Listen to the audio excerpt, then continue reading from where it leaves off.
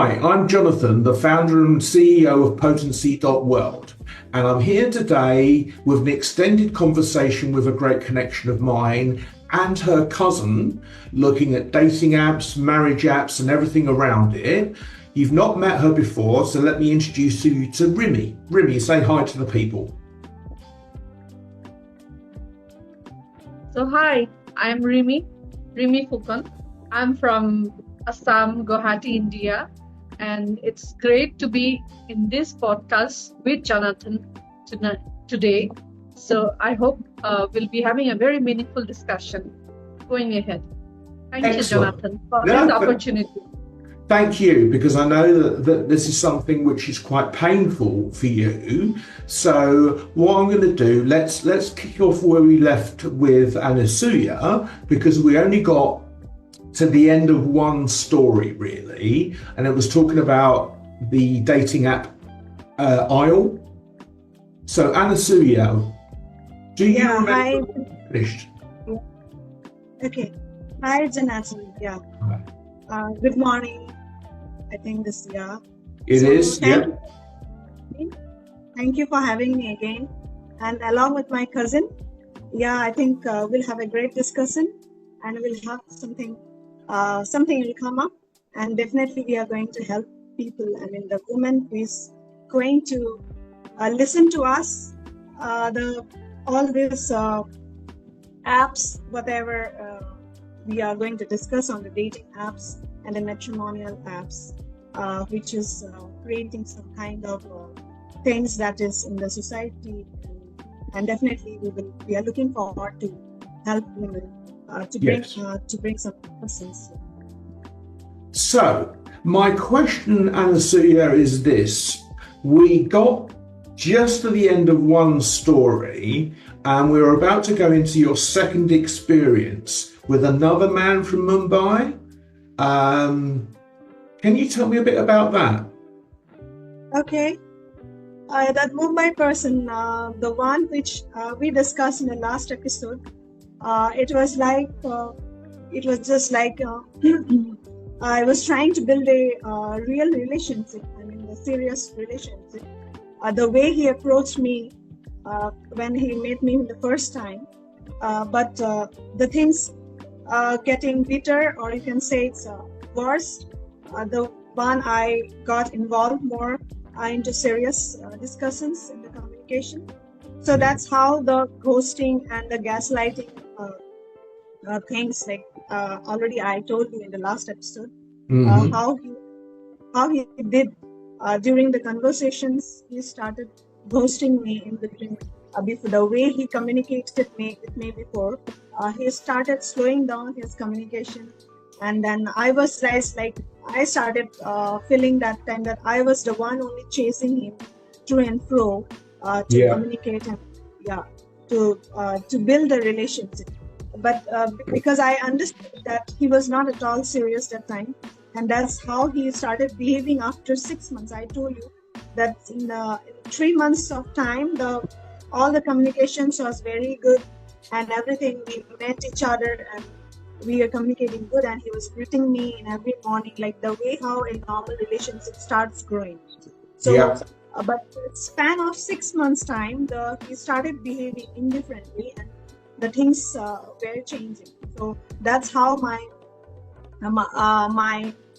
that's how the opinion, the way I started looking before, it started changing, and his behavior changed, and his movements, the way, the actions, whatever he through WhatsApp call, or maybe sometimes we do video call, and video call stops, and he also he was like, he started behaving like as if he's not interested to meet me anymore. Like he used to say that somewhere in some other country or for some work, and normally we used to have video calls during initial time, but later on it becomes different, and he started telling me, no, I don't think so, it requires. So this is how the communications getting penned down, like I don't think so, it requires that I should visit you or you should visit me in my city. So that's how the communications become very, you can say it is bad, or you can say it is not, nothing gets become, normal. So it's become very unusual for me, the way he started behaving. So that's how I already understand that his whole behavior is, and that's how I understood that he is no longer interested. Now, And, I don't want to be in. Sorry, carry on. So that in span of 6 months' time, then later on, when I started pushing him to come forward and tell me like what actually is going on in his mind, then he was getting uncomfortable, and he gets more uncomfortable, and he blocked me finally. Right. That's how. Yeah. So he blocked me. May I ask, I don't want to be indelicate, but was there any intimacy between you? Yeah, it happened. Yeah. It happened. He called me, and he came to my city. He called me to his where he was sitting. He was living in a part of his in the city where he was living in Mumbai. I went there, and he came to Delhi. So that's how. But after that also, and also he was talking to my, he used to talk about my family concerns and all. He was to tell Lydia, okay, what's your mother is looking for? I used to tell him, yes, my mom is looking for marriage, definitely. She is looking for her daughter to get married. So if a mature person is there in her life, then it is good. Everyone, every female or whatever, every woman, they find they need a partner in their life. So everyone, your family is definitely, they will be happy when you get settled with someone else, and you find a good company in your life. Yes, I think ultimately all people want the same things in life, really. And what is difficult to understand is how I think dating. So, speaking only for myself, I don't want to date. I want to find someone who I quite fancy and say, let's try and work this into a relationship. So my question to you is this: did his behavior change to you straight after intimacy? Because in the notes I've got from you, you talk about saying you might move and find work in Mumbai, and that was when he changed. What was the gap between those two things? In 6 months' time, his behavior changed. When I went to meet him in the city where he lives, and I came back, then from next day onwards, his little changed. Wow. Maybe he has kept me as an option. He found someone. He started talking to someone. Yeah, that's how it can happen. So, because in dating, most man behavior is like that. Yes. They will keep you as an option. So, do you know, I was watching a video on YouTube. Anyone watching this video, I'm going to cut some clips of that in,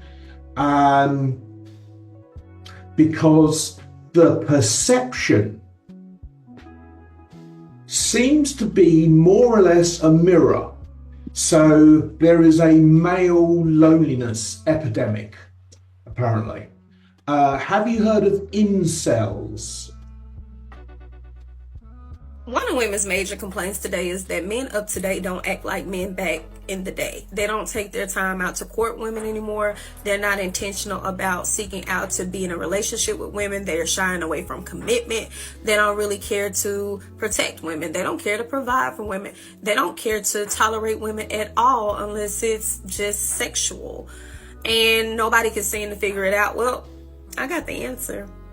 Women have decided we no longer need to impress men, and the ones who do want to go out of their way for a man that they may be interested in or actually with, they are shamed and made to feel like that they are doing something wrong for seeing a man past the tangibles. Everything that men have asked for, women have shunned them and said that we're not doing those things for you. We're doing them to appease ourselves. Everything is in the antithesis of men, so much to the point where women have decided that they no longer have a need for man past his provisional aspects, such as him having money or such as him just having great sex. And somewhere along the lines, we've lied to ourselves and said men only objectify us and want sex for us. So in return, you want to play the man's game and try to do it back. But then when they start telling you that they want things like a woman who can think, or a woman who is actually going to be a partner, or a woman who can provide them a form of companionship, or a woman who brings them peace, or a woman who can read the room, a woman who can listen, a woman who knows how to cook, clean, nurture, and care for a house, a woman who's tentative, all of those things seem to be off your radar. We've taken cooking and cleaning and equated it to slavery, which I have no idea why we would be so disrespectful to our ancestors, because slavery was not just simply house chores. We've taken something so simple as, hey, maybe you're overreacting to, oh, he's gaslighting us, calling them narcissists, and disregarding all of their boundaries, even so much as the clothing. There is nothing there left to the imagination, because everything that he may aspire to get, so can every other man. See, it's so easy to see a woman post her ass and her titties on the timeline, or even walk outside with everything on but the armor of the Lord, and when he asks for a picture, all of a sudden you tense up like he just wants to objectify you, when actually you're just confused and you're not consistent with the message that you're sending. Women have found a way to say we don't need to impress men, men need to impress us. But when they tell you what they want, you call them bad bitches. You say that they want to be the new women. When they express their disdain or certain hatred, you call them sassy. Nothing is ever just introspectively saying, hey, maybe I don't act like my mama, maybe I don't act like my grandmama, maybe I don't act like my aunties, because you thought those women were weak in order to keep a man. You thought that they were a pick-me. But maybe it would be wise to take a page out of their book, because they had a far better success rate with getting men to do exactly what they needed them to do, simply honoring their word. We've lost the plot. Women no longer understand the power of the P, if you know what I mean. Some would say that men found their worth. That's why they have stopped doing things for women, because it's so easy to get out of you nowadays. So maybe when women start to be a little bit more impressive towards men again, and they start doing all the things that men desire in order to get a woman, we could have them like put it in our hands. Start being impressive. You wouldn't complain about what a man don't do for you. Yeah, it happens. Yeah, but have you heard of an incel? Involuntarily celibate. Do you know about that? No, I'm trying to relate it right now. So I haven't heard. No. Okay. So have you heard of Andrew Tate? Yes. Okay. So he is the very far extreme, but there's a whole movement of young men and older men basically being misogynistic and saying that the way to treat a woman is to keep her on the side, is to, not be too kind or too nice. And a phrase I heard in another video talks about men who are simps. So men who give women whatever they want. And they do that because they're afraid. So it seems that everybody needs and wants love, but most people are too afraid. And so what they've done is they've cut it down to just sex. But Rimi has a different perspective, because you went on, which app is it that you went on, Rimi? Well, when it comes to dating apps, I have not used any of them, because I always believed in having a direct connection with people. So my perspective, I feel relations happen in real, not in the virtual world, the truest kind of relation. But having said that, I have seen the other side, the darker side of things, even when, things happened on a physical plane, not on dating apps.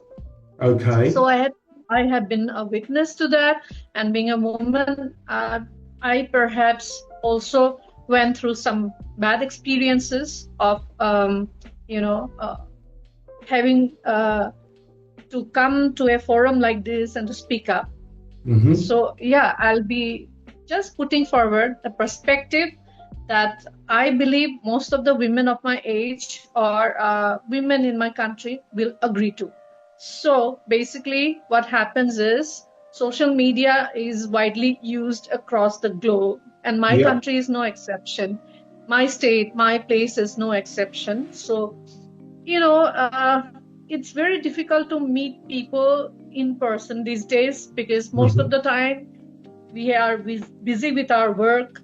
Our workplaces keep us so occupied. It's very difficult to go out and meet people. So often we take help of social media, be it Facebook or Instagram, and we try to connect with each other. So that happens, and sometimes you become a little more than virtual connects in that case, and you tend to meet people on a physical level. You just call them for some coffee dates. You want to meet them and you get to know each other. So in that process, what happens is, guys from all walks of life, they just come over and they try to hit on the girls whom they find very fanciful and, a bit of happening in their terms. So that happens. And when it comes to relating, they are very good with words, love bombing, etc. Those things happen, and the girls often get mesmerized by those magical words. This has happened. This happens. This is human nature everywhere. Women tend to get swept away by such lovey-dovey behavior of men. My place is no exception. It's very common. Our emotions are all same, universal. So it happens, and many women go out and date those guys. So having set the context, now the context is set, and what happens next is, the women tend to get a little more serious than the guys. Maybe those guys never intended to get too serious to the woman. So those kind of meetings and hooking up, it is just temporary on the part of the men because they tend to find options everywhere. Finding options has become very easier these days because of the social media presence. Like my cousin has already stated, keeping her as an option, and still she was in the dark.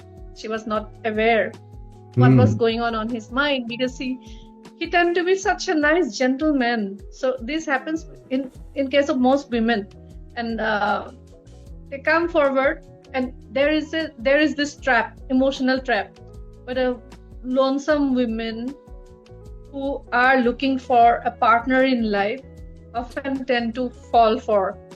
And from the workplace, they dream about a personal space where they can find someone to share their life, their pain, their sorrow, their pleasure, everything. Not just the bad side, also the good things. So they want a partner basically to share everything. Yes. And when this dream is nurtured by the woman, and she gives all the importance to this dream in her life, apart from her work, her career. So she tends to get a little more than serious, and she starts visualizing a life with this person, starts manifesting. And ultimately what happens, the person who comes to know about her inner feeling, her seriousness, it overwhelms them. The men get overwhelmed, and because his intention was not to get serious or to get into a serious committed relationship, the commitment phobia takes over him, and there comes the scene of ghosting, not readily, but step by step, playing a psychological dark game with the woman's mind. So that happens, and gradually the men tends to fade away in the background, and the woman keeps guessing what happened exactly. I'm clueless. I didn't do anything wrong. I didn't say anything bad, or I didn't get into any kind of mess with him. I was so much giving, caring, I only wanted to nurture the relationship, and still I was in the dark, I mean, what happened exactly? I'm so clueless. And this makes the woman feel lost in this entire chaos. So she doesn't know which is her path, how to figure out that particular path she should be taking and getting over this mess. Yes. And she has no one to go to because people tend to laugh at such things, it's very normal. I mean, how can you get serious to some random guys over the social media? That is the general observation. And Indian society being a closed society, it's not open or that liberal like the West. So the judgment comes very quick. And the women are often judged. You have been too easy, too available, and now please pay the price. We are not here to rescue you. You are not a damsel in distress. Rather, you have brought it upon yourself. So you got to face the music. You got to face it yourself. And don't cry or feel distress now. So this is your own doing. You clear the mess. That is the general way of dealing with women in pain here in my society. So the man has all the privilege. He will enjoy his privileges like a king, and the woman also should be an equal partner to enjoying these privileges, get to stay in the background. Yes. Or rather, she is relegated to the background where she is not even allowed to speak up or, voice her opinions, because the moment she comes out on the social media with her side of story, there will be thousands of people trolling her. This is what happens in general, and not just with ordinary women, but also with celebrities. Yeah. Well, I think the common scenario. Men tend to take the woman for a ride because he thinks he's privileged enough to have 2-3 options ready. I mean, he can have his backup plans, but the woman is not supposed to do it, or she will be judged, or she will be put under a rigorous test of character. So that is it. That is what is ailing our society. So it's very interesting to me that, I don't know, but I understand that being a woman in India or Pakistan or Afghanistan or hundreds of places around the world, women are specifically, you don't have equal rights. More often than not, women, children are killed or they're forced to be married. And there's just, from what I see, there's a attitude against women. Now, I'm in the UK and I'm watching videos on YouTube, which obviously doesn't give you a true perspective. It gives you some perspective. But what's happening on dating apps in the UK and the US is almost the exact reverse of what you say. So in the US and the UK, women swiping. So they did an experiment and they did 100 swipes on Tinder or something like that. The man got 2 replies. The woman got 50. So in the UK, it's the women that have the men as backup plans. Because in the past, a man would try to get you, would try to, build a relationship.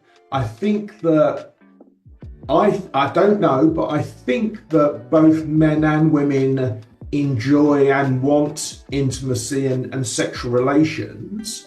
But what seems to have happened is that the seesaw, the balance of power, Depending on where you are in the world, it's either really against you or really for you. But in both situations, one side is left thinking, what have I done? How is it he or she isn't contacting me? I follow them on Instagram and they're putting pictures up, or they're not talking about they're in a relationship. So I was talking to Anasuya before you came on. There's a TED talk called The Paradox of Choice.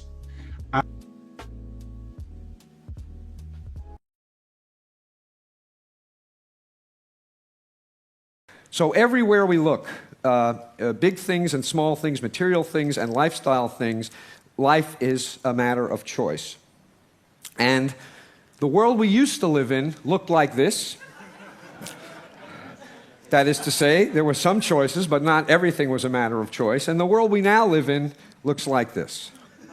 And the question is this good news or bad news? And the answer is yes. We all know what's good about it, so I'm going to talk about what's bad about it. All of this choice has two effects, two negative effects on people. One effect, paradoxically, is that it produces paralysis rather than liberation. With so many options to choose from, people find it very difficult to choose at all. I'll give you one very dramatic example of this, a study that was done of investments in voluntary retirement plans. A colleague of mine got access to investment records from Vanguard, the gigantic mutual fund company of about 1 million employees in about 2,000 different workplaces. And what she found is that for every 10 mutual funds the employer offered, rate of participation went down 2%. You offer 50 funds, 10% fewer employees participate than if you only offer 5. Why? Because with 50 funds to choose from, it's so damn hard to decide which fund to choose that you'll just put it off till tomorrow, and then tomorrow, and then tomorrow, and tomorrow, and tomorrow, and of course tomorrow never comes. Understand that not only does this mean that people are going to have to eat dog food when they retire because they don't have enough money put away, it also means that making the decision is so hard that they pass up significant matching money from the employer. By not participating, they are passing up as much as $5,000 a year from the employer, who would happily match their contribution. So paralysis is a consequence of having too many choices, and I think it makes the world look like this.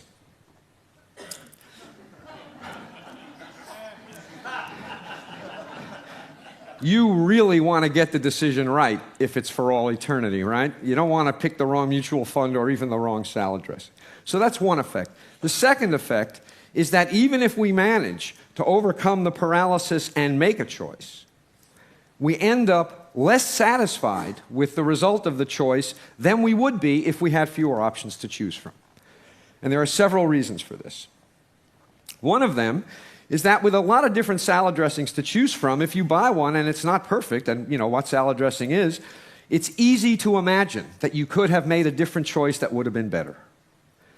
And what happens is this imagined alternative induces you to regret the decision you made, and this regret subtracts from the satisfaction you get out of the decision you made, even if it was a good decision. The more options there are, the easier it is to regret anything at all that is disappointing about the option that you chose. Second, what economists call opportunity costs. Dan Gilbert made a big point this morning of talking about how much the way in which we value things depends on what we compare them to.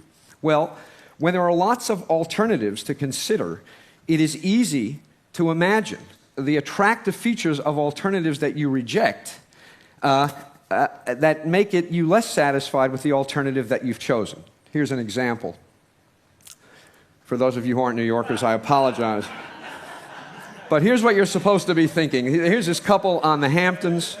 Very expensive real estate, gorgeous beach, beautiful day. They have it all to themselves. What could be better? Well, damn it, this guy is thinking, it's August. Everybody in my Manhattan neighborhood is away.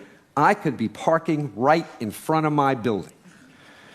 And he spends 2 weeks nagged by the idea that he is missing the opportunity day after day to have a great parking space. Opportunity costs subtract from the satisfaction we get out of what we choose, even when what we choose is terrific. And the more options there are to consider, the more attractive features of these options are going to be reflected by us as opportunity costs. And I'd like to get your view.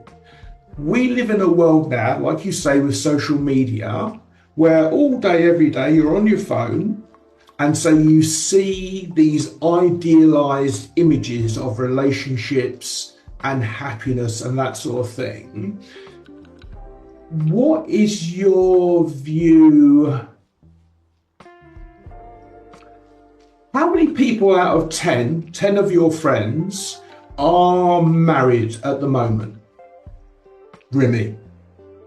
Well, that is an interesting question, Jonathan, because Okay. what I would like to talk here is this very interesting topic of marriage.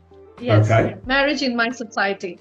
So I have no qualms to admit it is a degenerating institution, social institution currently in my society, in my country, in my place, because there is a severe lack of balance in the gender proposition.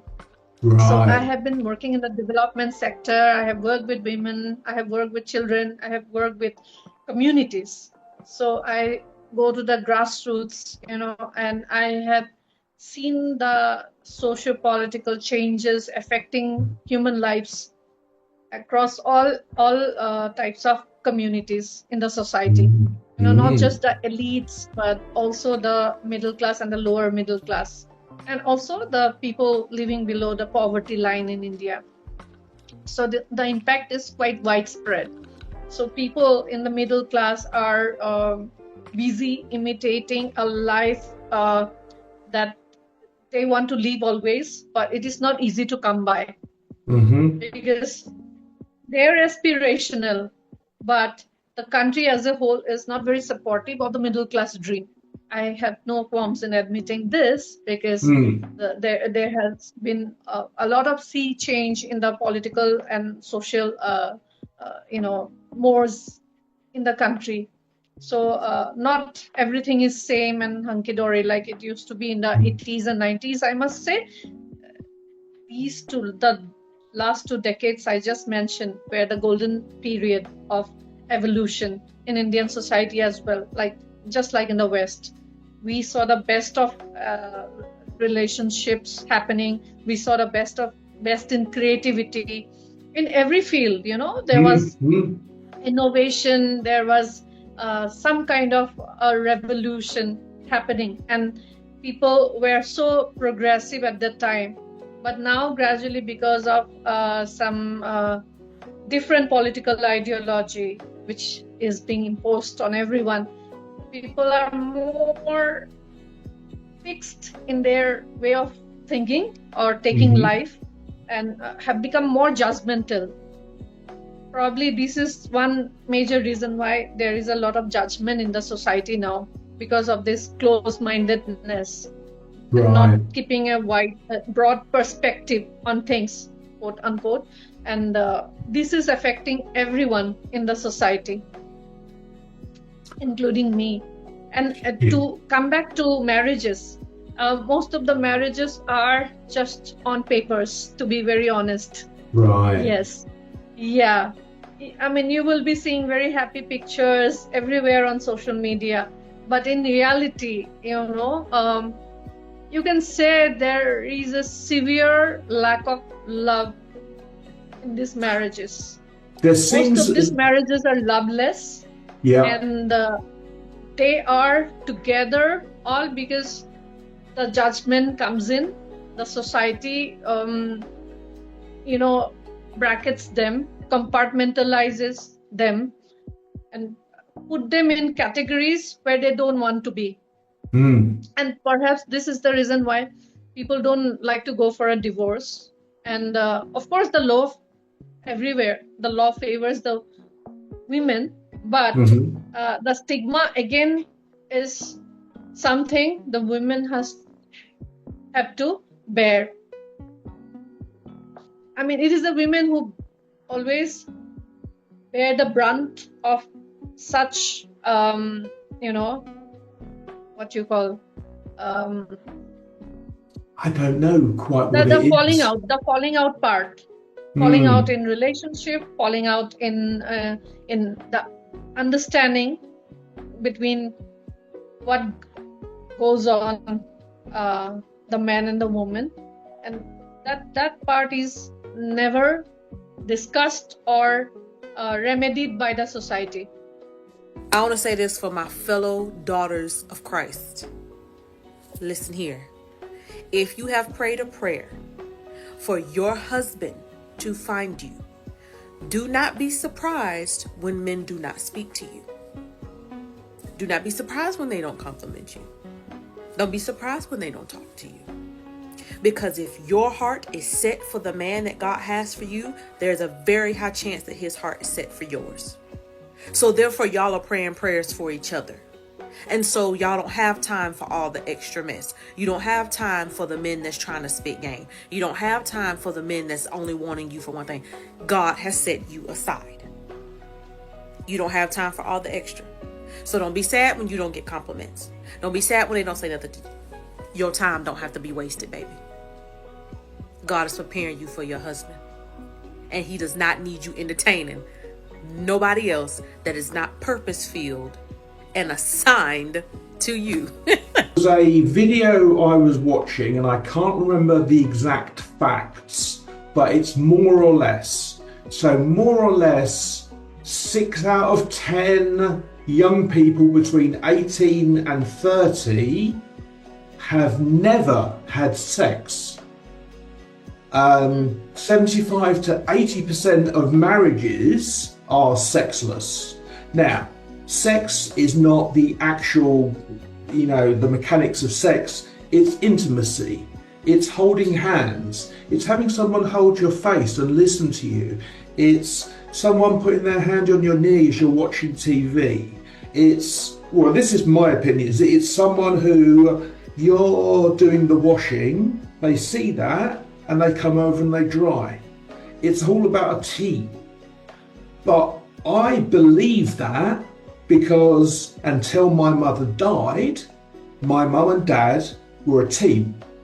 They didn't always agree. In fact, I would say they rarely agreed. But what they did was they found a middle point, and once they found that, they worked towards it together as a team. So my mother died back in 2003, and my dad started seeing, so his next door neighbour, we'd lived next door for 55 years, the husband in that house died as well. So my dad's alone, this woman Ruth is alone, they're helping each other through their grief, and they finally became a couple. Now, my dad's 90, his girlfriend's 85. So their cultural identity was formed when Britain was more or less Christian, so there are some blacks and what have you, but nowhere near as multicultural as now. And so in that relationship, the female partner treats my dad like she deserves someone to jump up for her. So she'll go, oh, can I have a cup of tea? And my dad's 90. And he's like, oh, straight away. I'm like, oh, it's all right, Dad. I'll make the tea. So my question to you is, what is it that you want? And Anasuya, if I can have your opinion on this first. Not marriage, but what kind of character attributes do you look for, Anasuya?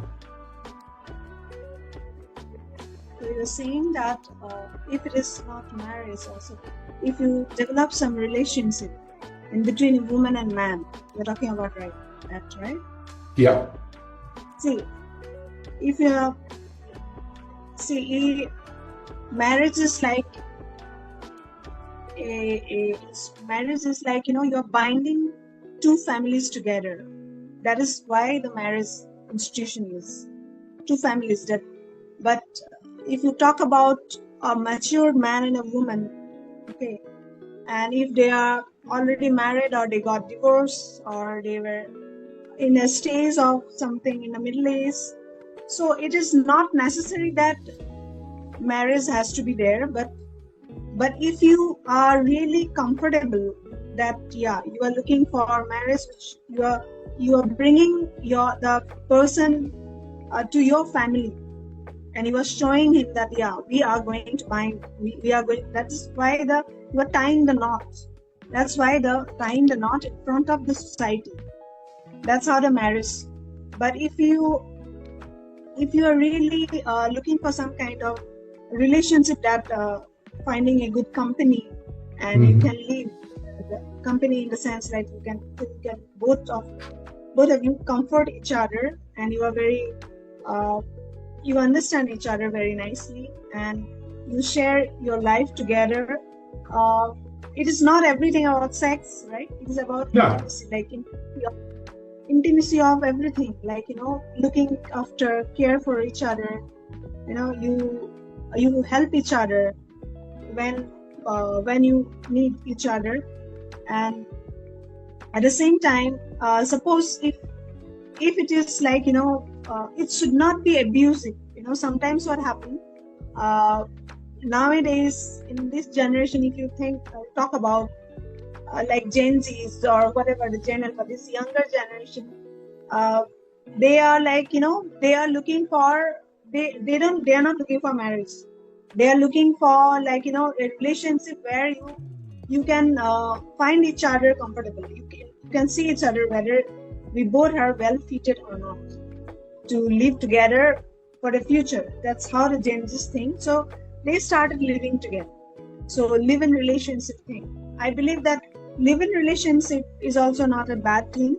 If you start living with each other, you can understand each other more. You can understand each other's flaws, like what is good, what is bad. So it then gradually, by the time you see, you can find each other that we can be for the whole life, or we can, because our human nature is so, as at time changes us, right? Our priority changes in our life, and also the things like what we are looking for in the relationship, that also changes in time. But you should be in a mutual respect. Like if you decide, in a very amicably, in a way that where your both of your opinion matches both of your opinion, you decided, this is how we can we will, if you want to build up the relationship for the future, for the whole life, then it's okay. But if you are thinking that no, after living with each other, if you find that no, I think our priority changed and we have a different mindset, because you started understanding each other once you started living together under the same roof. So that's how your behavior, habit, your daily, like what you do, what you like, your likes and everything, like the what you work, your environment, working environment also affect a lot. Workplace, and what is your profession, your like that is also matters a lot. If you look into it, so everything should be in a common. But what is the common binding is love. Love is the only common binding, right? If you have love for each other, whether it is like any sort of things are coming on the way, but if you really respect each other, if you love, then you can. That is the only binding thing in your life that you can stay forever. And also, if you talk about a marriage is mostly because you're building a family, means you are doing a family planning. If you want to bring a child in your life, those are things. Because in our society in India, if you talk about a single mother concept is not there. You can't raise a child alone. Yes, because government is not going. You can't. Government is not going to help you. So that's how the marriage is necessary. Marriage become protection. It's a protection for a woman, for the human rights, like for as a woman.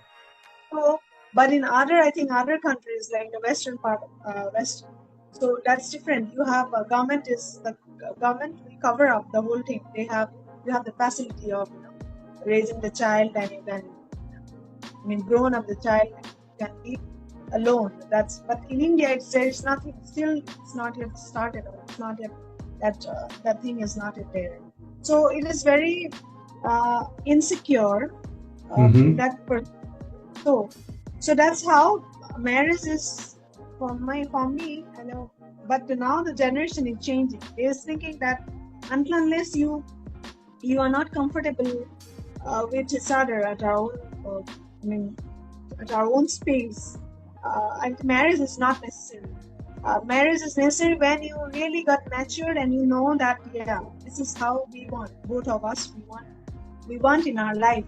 That's how they take the leap, take the leap of faith that let's go and tie a knot, or go into marriage, and then later on the family planning, that all those things starts. But in earlier days in India, once the girls attain 15-16 years, that's a child, they will in society and the people, the families, because it's a combined family system. Now it's coming up, the nuclear family system. The combined, it's a joint family. That time, when the girl attains 15-16 years, she is eligible for the marriage. So they will give you, and the child will, they will give birth to child very early, like at the age of 18. And then you can see that, then there is no, their life is finished. That is how they believe.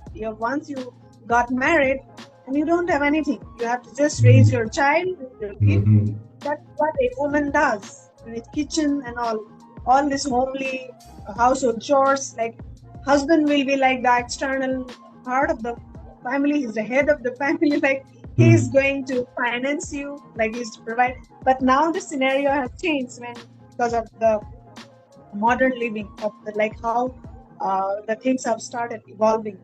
So females started realizing their own identity. They need something in their life. So once the education starts, and they started realizing we should have our own life. You should have your own personal space. It should be have a teamwork. That's how you say it, right?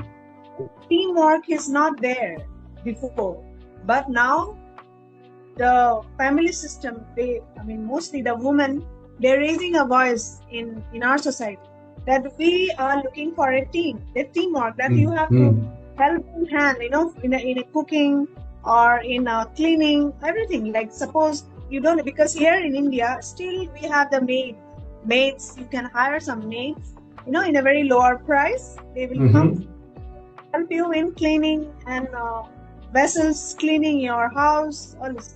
But I think in Western, it's very costly, right? Yeah. Or if you hire, so it's difficult. So they become independent. So if you see nowadays, Indian people, Indian man and woman, Indian men, mostly whoever goes to the abroad, who lives there for almost 10-15 years, they started realizing that educated society, whoever is now in the corporate, they're working in that environment. They realize that they have to build their own life and they don't have any help. Their wife and they are single, right? They single-handedly handle the whole household chores. So, but if they will come back to India, their mindset changed automatically. They started behaving like I'm the king in the house. So because you're there, so they forget. So that's how the manipulation, that hypocrisy is there still in the society. So that's how marriages are still very, you can say, unreliable, because there is no any, there is no any responsibility of a man. Like they don't feel that, because everything is hand they are getting very comfortable, right? You are getting maid, you are getting your family is behind. They will help you in, the society is still like that. Like you are not independent. The way, in abroad, in Western countries, how you are from a childhood at the age of 15 years, you started building your life. You are not depending on your parents, you are not depending on family. But in India, still that system is there. Family, family will hold you from every way. Like if you fall down, that's a good thing. But that is also a bad, if you talk about, because you become very dependent. And you can see there are some men who are, why they are not ready to commit to a girl, right? Because responsibility will come, right? Because he has to provide that woman. So those are this kind of men. Hello. Yeah, you are not.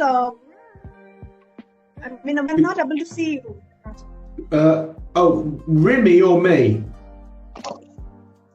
Okay, fine. Yeah. Okay, cool. Yes. Okay. So this is how, if you talk about our society, in India, still it is prevalent here, and it is very comfortable for men. So that's how, if it is dating app also, if it is a matrimonial also, because they always, the family is the only, their backbone.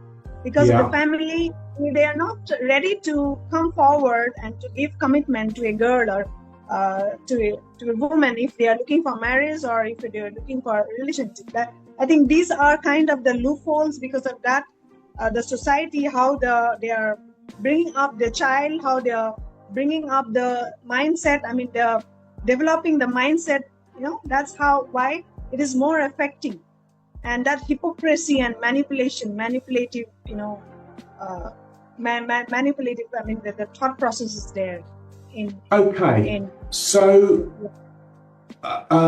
we spoke on the last call, but Rimi, you weren't here for that one. I'm 54 now. I don't think I've ever been in love. I've been in lust. Okay, y'all, I'm so serious right now. How are y'all dating in this day and age? Like, I'm not ready to put myself back out there, but if I were, I've done the dating apps. Like, I did Bumble a couple times, and I met great people that I'm actually still friends with to this day.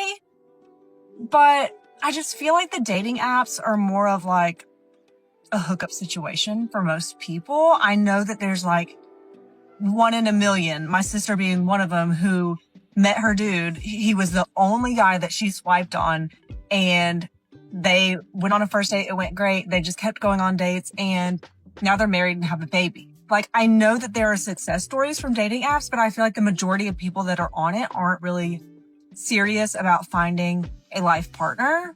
So I'm just curious, where are you finding your people to date?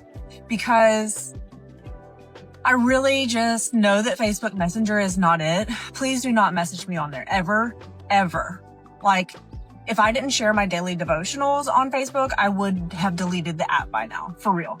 I joined a gym last summer, and was just kind of looking around while I was working out. Most of the dudes had rings on, which is cool. But like, I'm serious, where are you guys meeting people to date? Because I don't really get out of the house that much. I don't drink anymore, so I don't really go to the bars.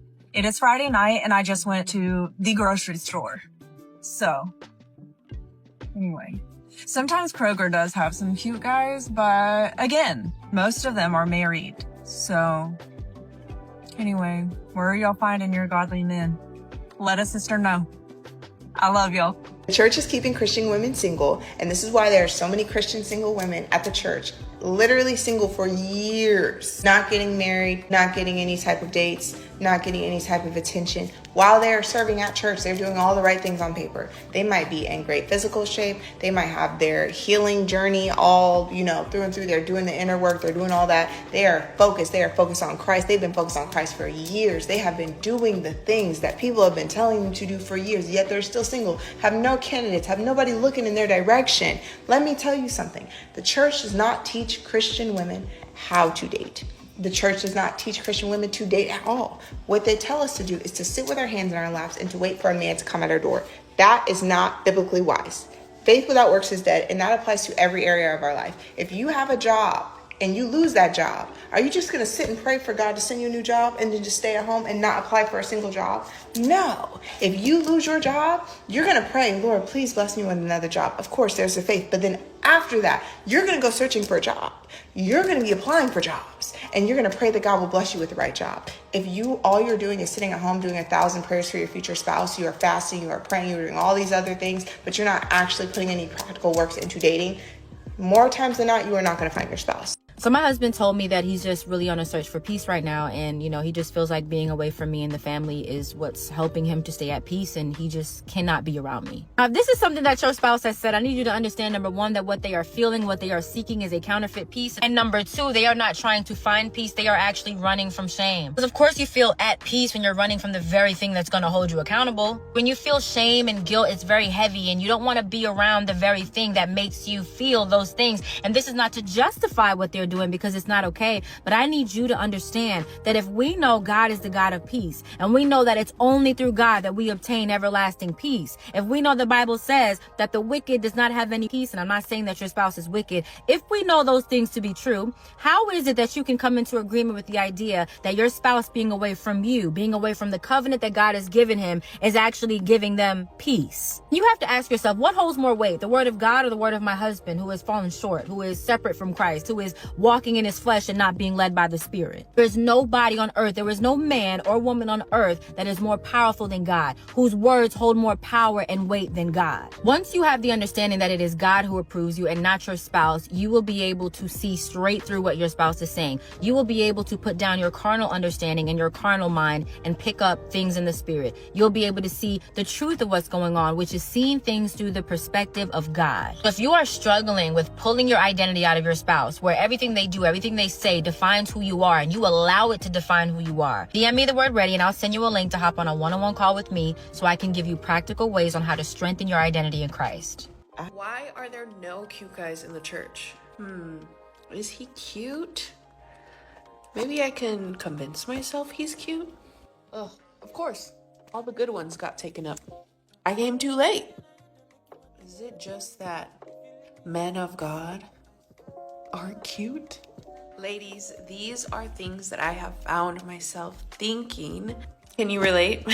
And I gotta say, once these thoughts started to, I guess you can say, ruminate in my mind while I was at church, maybe in Bible study, one, I recognized this is not the heart posture I want to have. Once I recognized that this mentality, one, wasn't glorifying to God, but also it just wasn't serving me because it is putting me in a lack mindset, I actually invited the Holy Spirit and to show me, God, help me think positively here in this situation. So when I asked the Holy Spirit, this is what he downloaded into me. God put my thoughts on trial, and he made me recognize, look at these room full of God-fearing men. You know some of them are attractive. I do think some of them are attractive. Some of them happen to be married, so of course I would never look at them that way. But again, God was challenging my thoughts and saying, this is a testimony of what you are saying and thinking. It is not true and it is not of me. He told me, instead of complaining about why there are a lack of people that you think are attractive, take this up. Lord, I thank you for not allowing me to have eyes for someone whom you have not ordained or prepared for me. Thank you, Jesus. That was such a conviction, but such a revelation. And if I can share it with you guys to maybe encourage you, if you're feeling the same way, men or women, I really hope that you invite the Holy Spirit into your mind, into your heart posture, and just ask him to purify your thoughts, especially if you are a little bit newer like I am and coming from, worldly mindsets. Again, I'm just here to encourage. But I totally agree that marriage is the women's new hustle. I saw a post with a female that said, ladies, you're doing it all wrong. She had 6 kids. She was 25 years old, around in their inner 20s, mid to late 20s. 6 kids, 6 different baby daddies, and she said each one of them comes with a paycheck, and I wake up every morning and my bills are paid. I'm like, so that's what we're doing in these streets now? Like, y'all are a bunch of trash pandas. And I know that not all women are like this, and the women that aren't, this video is not going to bother them because they know they don't fit into that category. But the women that do fit into the category, I think y'all need help. And I don't think there's any helping you, because it's like, that's just your way of life. It's okay if you don't know what you're doing, or you don't know the right path, or you don't know if the decision you're making is right. I really believe you should be seeking God in every single decision. And even if you're not sure, that's okay, because if something isn't for you, no matter how much you try to make it work, God will literally put the biggest roadblock in front of you. So don't be so scared if you're like taking a risk with something or someone, because at the end of the day, if something isn't for you, he will show you. But then again, it's your choice if you take it. And if you need God to show you, just ask him to slap it in your face, because sometimes we are a bit we're a bit oblivious. And but I really believe if it's yours, it will come, and nothing can stop it. No matter how fast you try to run, it's gonna be there. He's gonna be like, hello, your thing that you're trying to run away from is right there, babe. So when I was younger and sexier, you know, you meet someone, you both like each other, you know, I think there is less pressure to be a family unit, especially on men. But either of you, what changes within you that makes you feel that you're in love? Rimi. Well, yes. So I would totally agree with what Anusuya just revealed about our society. You know, coming from a patriarchal society, a typical patriarchal Asian society. So things are not that easy for any woman who wants to live life on her own terms. It's much easier for a man, but things are changing gradually. Recent trends have showed many women are making choices, and it is becoming possible because women are getting independent financially. So gone are those days. You know, there was a time when our parents, our mothers had to completely abide by the social norms, whatever our dad said, or, you know, the society as a whole level upon the woman. The woman has to keep going or following those norms. But now times have changed. Women are more forthcoming. Women are vocal about their rights, are more in a position to take charge. So when a man has his options, women are also not lagging behind. So the choice may not to have too many options, of having male companions, but women are ready to step out of the marriage domain. Marriage is not an end for her. There are many women of my age. I'm 49. I'll be soon 50. For me, really? At this stage, You both look a lot younger than you are. Thank you so much. That's a huge compliment for me. So, So for a woman like me, I think I can make my own choices. I have built myself up in a way, raising my voice, establishing myself as a personality more than anything else. At first, we are human being, we don't have to abide by patriarchy all the time. No. We have to break the shackles. We have to show some guts to come out and say, we can have a life of our own choice. We can make choices. Not necessarily we keep 2-3 men as options, but we can have a companion who can fulfill our dreams, who can be our equal. We feel equal to them. So I have seen this change in the generation. I come from Generation X. I have seen, I've got many millennial friends, male friends, and I have seen how these men are reacting to the stimuli that they have come across. They have already seen their parental generation. They have seen the degeneration, and they are being more thoughtful than the Gen Zs. Gen Zs are more, they're upbeat, they're young, they have all the energy, world is at their feet. So they think they can change the world overnight, but which is not possible. You need some bit of maturity. And I think the millennials have that maturity in them. They are coming from a place where they have seen the best and worst of things.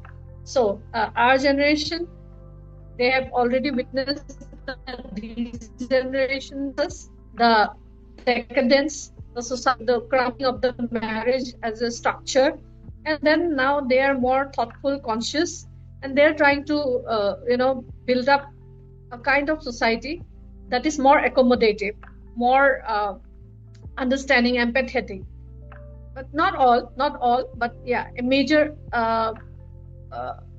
cultural evolution is happening, even in India.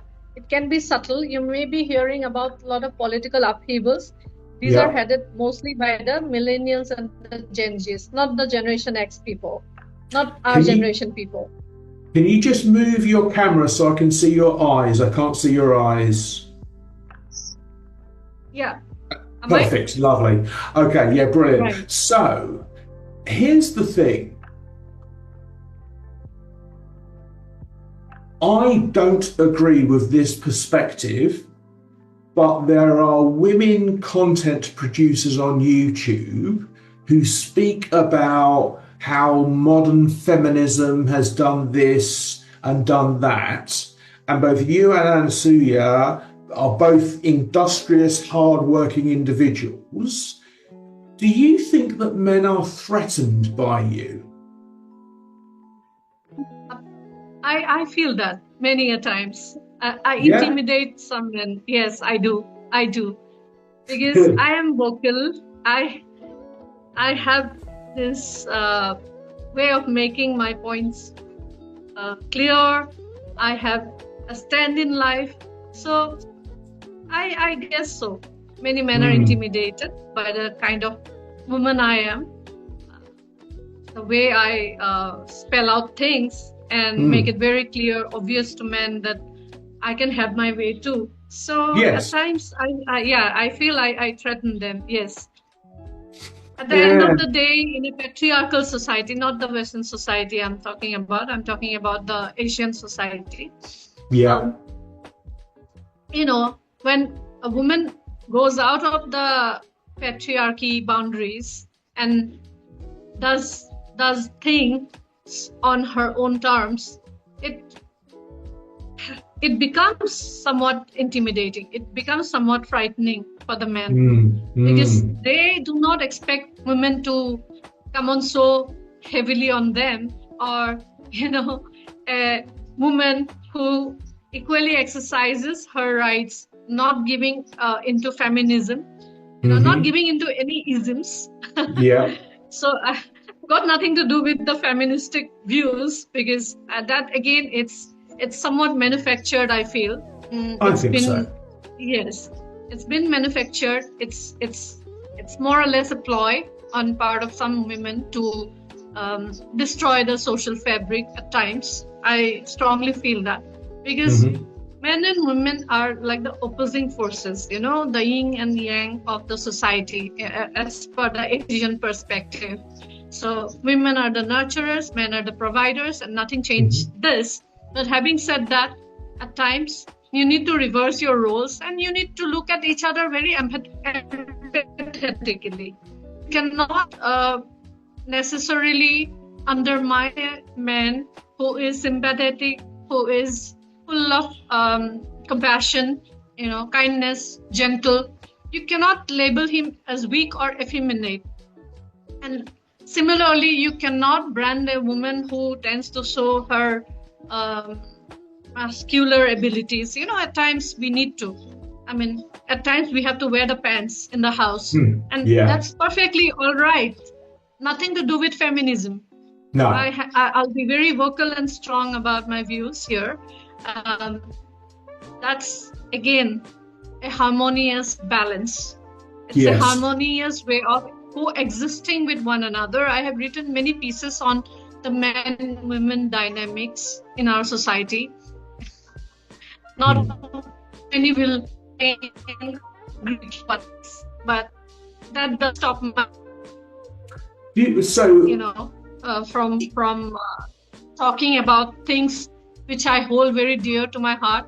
And also I hold that this has a huge middle ground, a big middle ground for people to walk in and, find balance and harmony in relationships and in life. Because exploitation happens from both the ends. Yes, It's not I would always agree with men. Sometimes it is women also, even in my society. Because Really? there are some murders that happened recently, and women were the ones who plotted these murders. The masterminds Really? were the women, not the men. Yeah, Wow.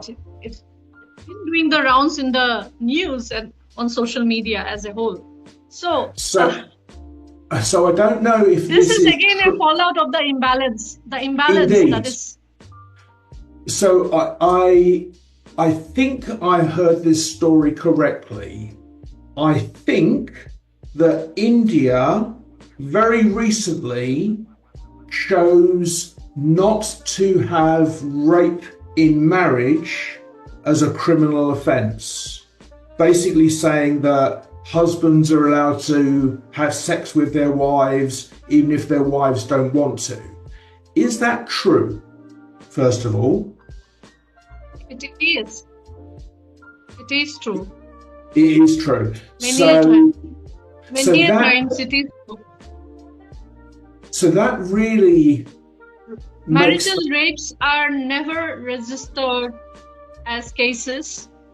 This often go unnoticed. People tend to normalize this.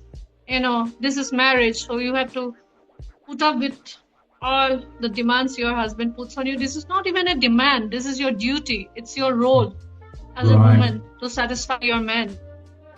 Yeah. Whether it's a matter of consent or not. So, Anasuya, have you been in love? Yes. Yeah? How Yeah, of does course. it feel? If you're in love, you feel like to do everything for the person.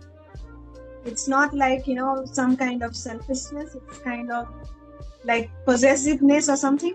When it's love, then you just become unconditional, like how the things, whatever. But you're ready to, present yourself. Like, you are always there. You feel like, however the situation may be in between. But you feel like, you should be there for the person. Yeah. When it reciprocates, like from both sides, then it becomes more beautiful, So, I had experienced that, but in some point, but maybe I was very unfortunate, I can say. No, you are not. You are not unfortunate. Because at certain point, the misunderstanding started.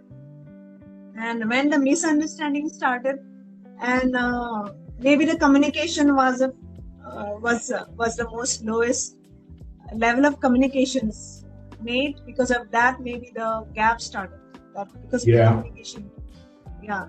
And that small thing, because of that communication gap, and because you are not giving the way you try to express, maybe it never reaches the other side, the other person. Okay. Rightly. Because of that, maybe the things getting worse, or maybe this is how it breaks up.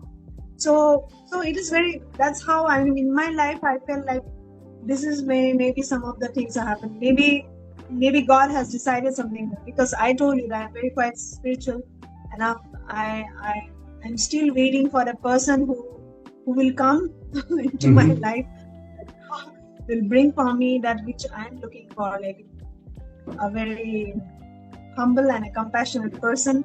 The compassion is not there. Whenever there is no compassion, whenever there is no any respect, the relationship cannot be built. That's how I can say. Yeah, I think that's perfectly. Sorry. Love. Love for each other.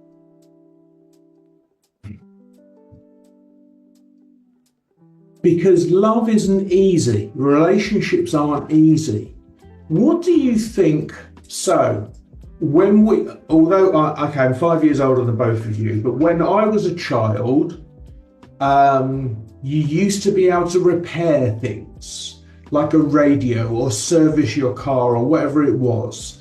And so for maybe the last 20, 25 years, when did the iPhone come out? 2007. So as soon as people had an electronic device in their hand that gave them everything, it appears that people dropped their standards down to the lowest possible level, which I think might be, so I have what's called imposter syndrome. So in my profession, a giant leap from that is an idea that literally is against every institution, every cultural norm, everything in education. Everyone's over here, I'm over here. So the idea of something very difficult doesn't put me off even slightly. However, and I talk to women all the time because I'm a chatterbox, I'll talk to a woman and think, wow, she's pretty. And then I look at myself. So, Rimi, you don't know, I had a motorcycle accident like 30 years ago. So this upper side is paralyzed.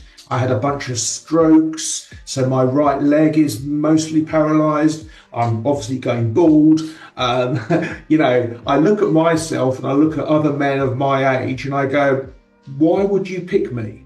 And then more than that, I go, if you would pick me, then there must be something wrong with you because you're beautiful, so you could have any man other than me. And that's where my imposter syndrome kicks in. I go, yeah, I like you, but you're not going to like me. And like I said at the beginning, not being picked up as a baby left me with this internal sense that if someone comes, they'll always go. So I have no continuity. So as a single woman of God, there's something that I've noticed, but I don't know if I'm making this up or if other women are experiencing this too, so please do let me know. Basically, I consider myself to be quite a friendly and bubbly person. No matter who I'm talking to, that's just who I am, okay? No matter if I'm talking to men or women, I just like to be friendly and joyful because that's just Deborah, you know? But I feel like, especially in church, some guys take my friendliness as me liking them, and because of that, they're just acting weird with me. I feel like, and again, I could be making this up, I don't know, but I feel like some guys are just being very distant and cold with me because they think that I like them, when it's just like, brother, hold up, like, you're my brother in Christ, I'm your sister, so like, how am I supposed to treat you then? I'm not someone to be mean and cold. I love meeting new people and interacting with people, but so what am I supposed to do then if my friendliness is taken for I like you, so now you feel like I'm some type of danger, like a single woman that's a danger, stay away from her? And I'm not saying this is every guy in church because that's not the case, but for some of them, I'm just like, why are you being so cold to me and so friendly to everybody else? I feel like you see me as a danger, when it's like, don't worry, I don't like you like that. You don't have to worry about me. But is that just me who feels that way, that as a single woman, sometimes you're just kind of seen as like this, ooh, we have to stay away from her? And just to clarify, I'm not a flirty person. I've never been a flirty person, okay? I don't have any game in that area. Absolutely not. So again, I'm just being friendly. But please let me know if any other single women can relate to this and what this is about. Maybe I'm making it up, but let me know. I don't know about y'all, but I need my man. And I think that's why y'all don't believe in marriage, or y'all don't want marriage anymore, because y'all don't need, y'all haven't met a man that you need. I need mine. Yeah, it's not just a want. I don't just lust him, desire him, and want him. I need him. I absolutely know that he is assigned to me. He is my purpose partner. And when you have that understanding, you just don't talk to that type of man any type of way. That's why you need to make sure when you get married that you're actually aligned. This ain't just about a good time and throwing me around the bedroom and paying some bills, baby. Are you assigned to the kingdom purpose that's on my life? Yeah, when you meet that man, you talk a little different. Back in 2008, 2009, I met a woman at a party in the block of flats I'm at. And she had a PhD, a doctorate in biochemistry, I think. And I'd gone to this party. So, do you know the cartoon Tweety Pie? It's like a bird. I thought I saw a putty tat. Do you know that? It's a cartoon. Basically, it's a children's cartoon. So I'm wearing this big red T-shirt with like a yellow bird on the front, and it says Tweety. And then I'm wearing camouflage trousers. So camouflage with red. Everything about what I was wearing wasn't even nearly flattering. I didn't care because I didn't think anyone would be interested in me. So I start talking to this woman and we have a good laugh, and she's really intelligent. And I was going away. I had the last bit of money and I was going away to America for a month, came back for 2 days, and I went to Australia for another month. This woman flew for 3 days to get to Australia to spend 4 days with me. And I had never had a woman show that interest in me. So naturally, given my model, my parents, I went, oh, I should marry you. So I said, I really want to marry you. But she is 10 years older than me. So I went, okay, I know the cultural norms for black women are different from me. So I was adopted by a white family. So I don't have the Christianity, the faith in the way that you ladies do. I have a faith in a higher presence, but not necessarily what you would call God. But this lady and I said to her when she was in Australia, I said, I want to marry you, but we'll wait. Then we went out to visit her dad, and I helped her dad out with various things. And then while we were out doing things, I said, I'd like to ask your daughter's hand in marriage. He went, that's brilliant. I'm really happy for you. We went out for a meal. I trained him how to use my camera so it would take a movie clip. I went down on one knee, opened the box, did the whole proposal thing. And yeah, we were going to get married. She's very busy with her work. So I said, I don't care. I'll be a house husband. I'll manage your diary. I'll cook the food. I'll do the cleaning. I'll do anything you need because you're successful in your profession on your own. If you've got someone that has your back, you become even stronger. But the problem was that her experience was that her mother left when she was 7. So, and her father didn't remarry until she was 22 and in university.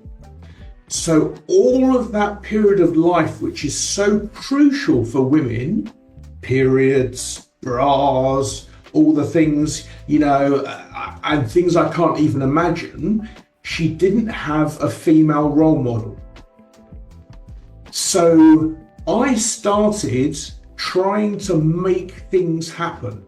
I said, okay, she was renting. I said, okay, I own my flat. What we can do is, if I put my flat in as equity, we can get a mortgage and buy a house outside of London, a cheaper place. So we were looking at places, found a lovely house, did all this, and she went away for a business conference. And while she was away, I went, God, things aren't happening fast enough. So I packed the entire contents of my flat, put it in storage, and put it on the market as chain free, empty, because I figured that will make it happen faster. And when she came back from her conference, I told her what I was doing. Now, I hadn't spoken to her beforehand, and I hadn't told her what I was doing while I was doing it. She came home and found that I had done it. And that really upset her. And I understand why, because she didn't have agency in that decision. But as hard as I pushed to try and make the life that I thought would make her happy, the more aggressive she became. And she was always speaking horribly about other people, but had never spoken to me that way. And then one day she came home from work with a piece of news, and she wanted to be horrible about these two other people in work. And I listened to her story and I went, wow, that's a real opportunity. So I said to her, oh, this is an opportunity. And she sat down opposite me and went, oh, well, Jonathan, last week you're telling me this week you're telling me that. What's it going to be? And I went mad. Really angry, because I'd been trying so hard to make a life for us, and she was completely just contemptuous. So she got up and tried to walk out, and I'm not proud of this. I got up, I slammed the door in front of her. I said, don't walk away from me. And I said, you fucking ungrateful bitch. Went to sleep on the couch. 4 o'clock in the morning, 4:30, she wakes me up. She goes, we need to have a conversation. I went, okay, fair enough. Walked into her kitchen. There's a bag with all my stuff.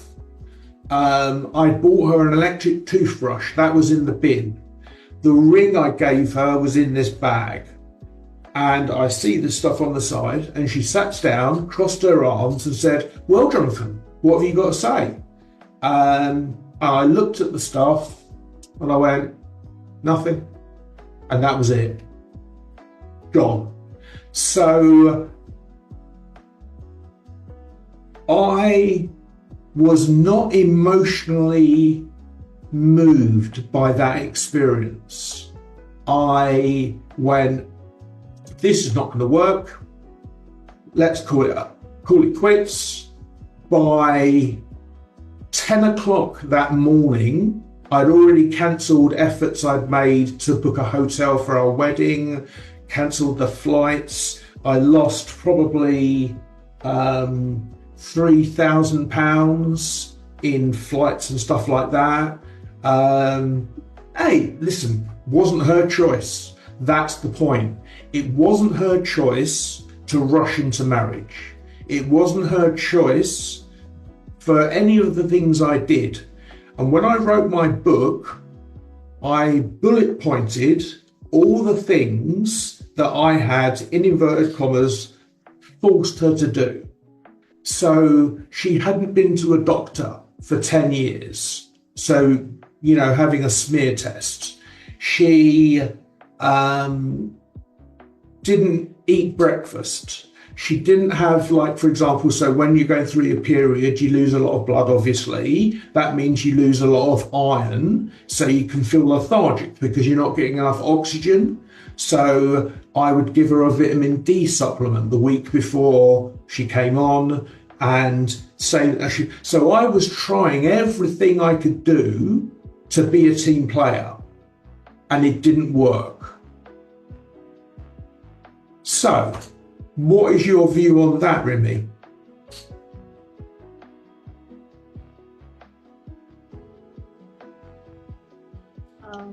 If you're asking me, all I would say is I'm truly sorry for all that you have been through in this relationship.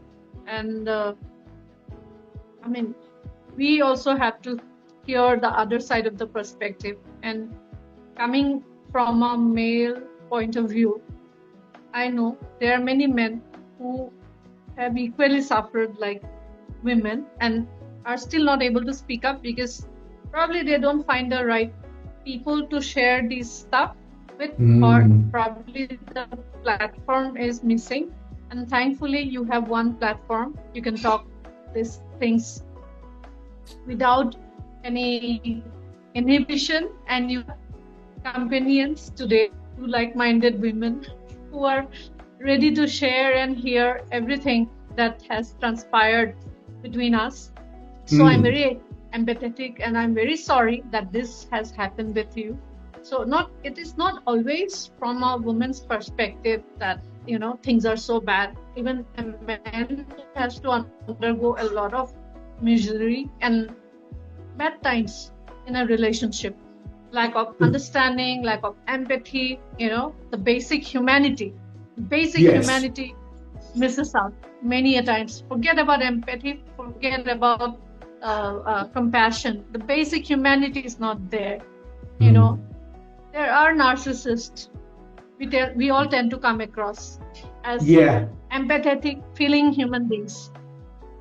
And probably when we meet a narcissist who is so predominantly, you know, trying to take charge of things and want things to go her way or his way, then, you know, as a man or woman, you suffer with such a person or a partner. So it happened to me also. I have also been through a similar experience, you know, where my weaknesses, my bad times, my drawbacks were taken as weapons to hit me back.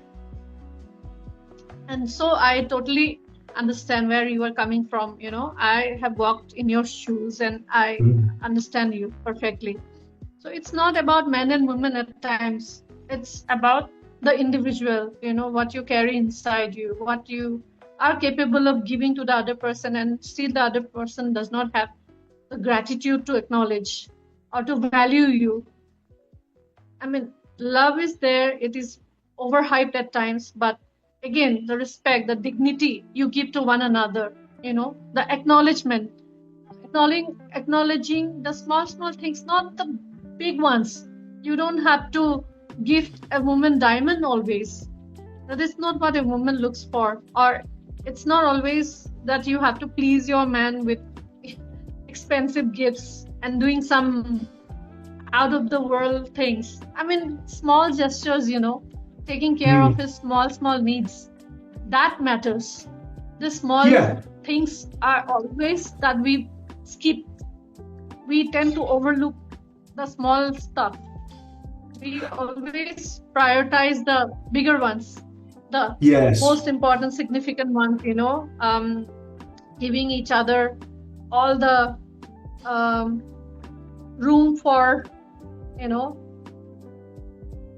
trying to make each other feel big. I mean, you know, giving each other the room to behave like a king or a queen. That's not always the case. No. You don't have to make your man feel like a king always. Just make him feel loved, feel cared for, feel understood. That's all matters. And same is the case with a woman. You don't have to buy her diamonds or do the lofty love deeds.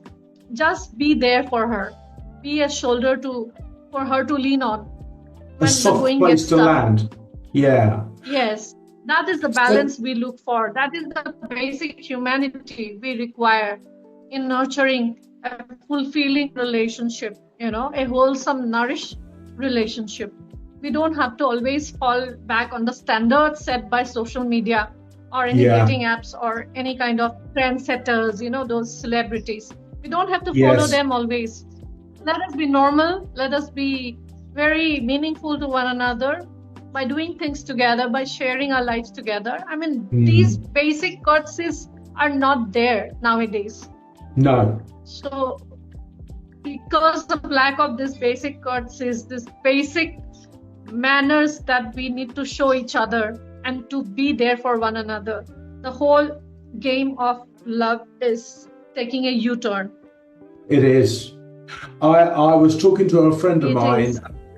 I was talking to a friend of mine at a gym, like a high-end sports club, and I went there. I'm going to it on Thursday to train at this gym. He's got a guest pass for me. So I went up there, drove up there to see what the place was like.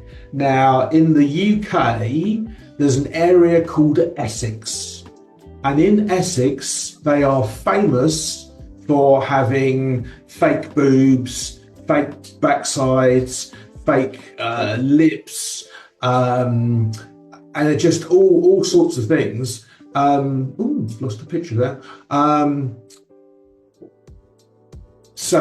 Yeah, quite a lot of things go on which are all about the external image, how someone looks. So they have teeth whitening, tans and that sort of thing. And I looked at some of the people going in and out, and I went, there's no way in this situation I'm going to win, I think, fundamentally. Now, Anasuya, I'd like to come back to the third experience, the man from Bangalore. Tell me a little bit. It's in the matrimonial site. Okay. What happened? So it says here he quickly suggested that I live with him, and then he shared photos of his ex-girlfriend. Yeah. How soon did he do that? It is 2-3 days. Wow. Yeah. Wow. What did you? We say that maybe he want to, to attract me. That's how the cycle.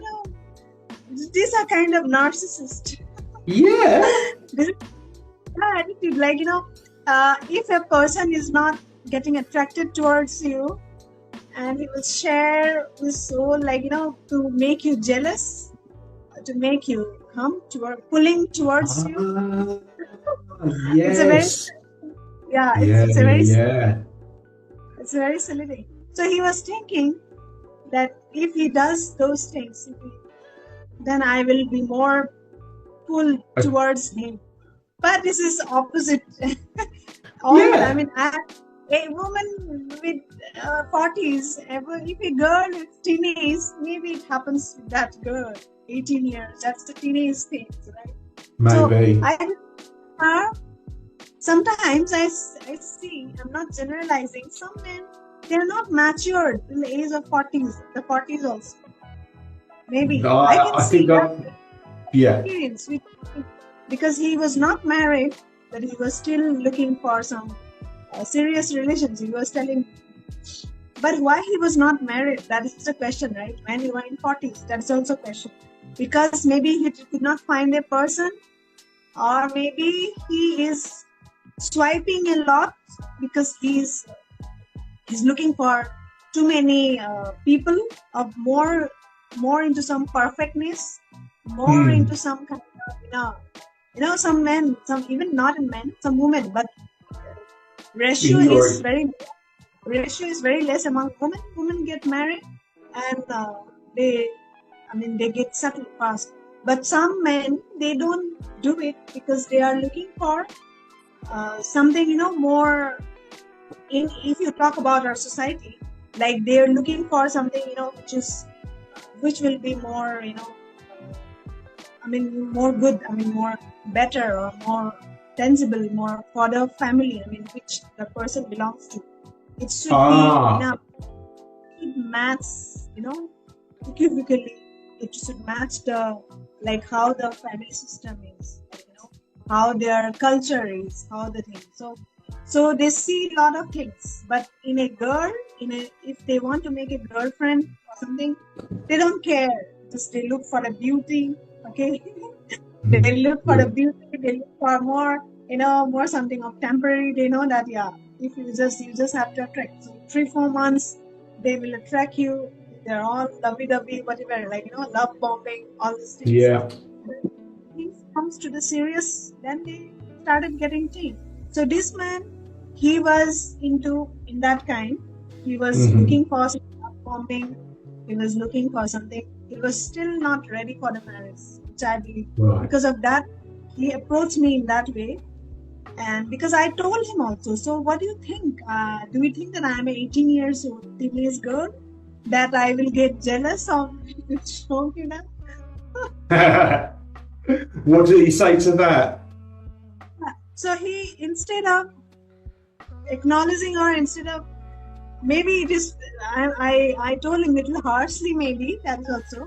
I might be softer in tone, but still I thought like I should have said it, because he never get that kind of, sometimes you should have that experience in life. Someone should tell you. So maybe he never get this experience that a woman or some girl, talking like that. So that's why I thought like I should be very to the point. I should be very, so that honest to him, so that he can understand, he can learn something in life. So I told him, and he started confronting me. He said, so do you think you are a normal? What did you answer to that? He was like, no, you have a lot of, you are a depressive woman. You want to vent me. He was thinking that I'm trying to vent him now. Venting. Because I bore all the kind of past bad experiences. I'm trying to vent on him.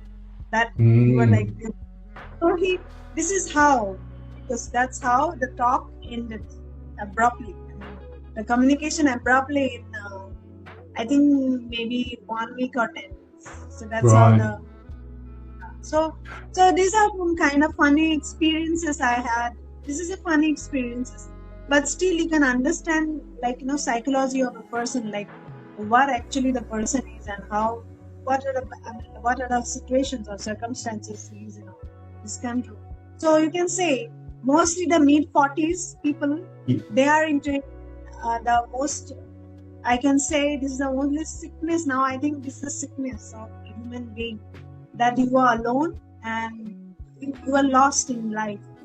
Or maybe this is some kind of, they carry some emotional baggage, because of the emotional void, they try to come forward and just, they are trying a lot of options, but there's something is still there.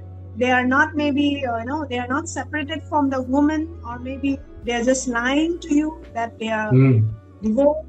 These are the situations I came across. They are separated, but they will tell you lie that I am divorced. That's why I come up to this platform to look for a serious relationship, or looking for a perfect match. But in this life, there will not be any perfect match. No, indeed.